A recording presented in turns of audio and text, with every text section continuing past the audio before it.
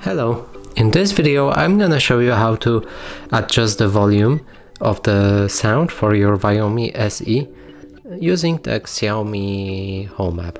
So in order to do that, we'll need to open our device, which we've added already.